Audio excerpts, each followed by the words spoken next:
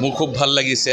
কাৰণ এই বোকাখাট ক্ৰীড়া সন্থাৰতে প্ৰেক্টিছ কৰা উমা চেত্ৰী ডাঙৰীয়া ভাৰতীয় দলৰ হৈ পেলাই যিটো কিছুদিন আগতে বিশ্বকাপ বিজয়ী দল আছিলে তাতে তেওঁ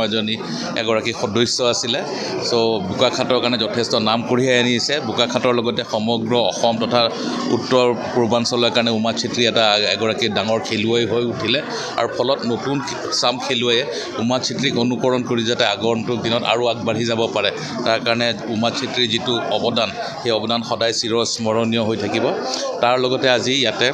মই উপস্থিত হোৱাত মোক যিখিনি মৰম চেনেহ দিলে বোকাখাটৰ ক্ৰীড়ামোদী ৰাইজ তথা ইয়াৰ সভাপতি অতুল বৰা ডাঙৰ তাৰ কাৰণে মই অন্তৰৰ পৰা ধন্যবাদ জনাইছোঁ আৰু আগন্তুক দিনত বোকাখাটৰ যাতে ক্ৰীড়াৰ ক্ষেত্ৰত বিশেষকৈ ক্ৰিকেটৰ ক্ষেত্ৰত উন্নতি হ'বৰ কাৰণে যিখিনি কৰিবলগীয়া থাকে তাৰ কাৰণে অসম ক্ৰিকেট সন্থাৰ উপসভাপতি ৰমেন দত্ত ডাঙৰীয়া লগতে সম্পাদক সনাতন দাস ডাঙৰীয়াও আজি ইয়াতে উপস্থিত তেওঁলোকে চোৱা চিতা কৰিছে যিখিনি আন্তঃগাঁথনিৰ যদি কিবা অভাৱ আছে সেইখিনি তেওঁলোকে পূৰ কৰি দিয়াৰ কাৰণে তেওঁলোকে আজি ইয়াতে এটা প্ৰতিশ্ৰুতি দিছে আৰু মই ভাবোঁ যে আগন্তুক দিনত যদি ওচৰতে ধনচিৰি ক্লাবৰ ওচৰতে এটুকুৰা মাটি ইয়াৰ মাননীয় মন্ত্ৰী ডাঙৰীয়া মোক দেখুৱাইছে সেইখিনি যদি বিশেষ অসুবিধা নাথাকে তাতো আমি এটা ক্ৰিকেটৰ ভাল প্ৰকল্প গঢ়ি তুলিবলৈ চেষ্টা কৰিম।